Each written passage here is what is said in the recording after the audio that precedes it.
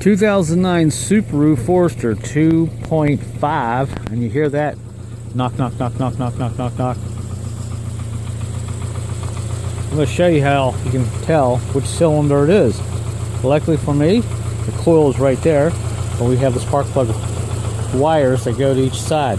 So, how do you figure out? Well, after you pull each spark plug wire until the noise goes away, you found your problem. So I've done all three.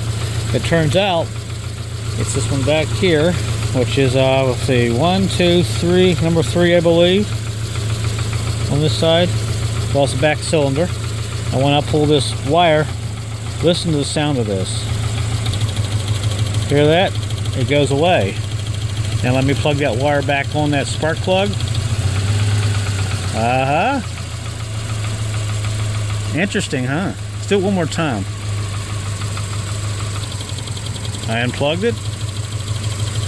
You can hear the spark plug kind of snapping. Now let me plug it back in. Hello. Yep, there we go.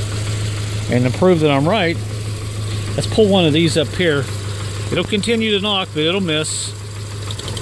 See, it's missing, but it's knocking. Now let's plug it back in. Yep, see, no change in the sound.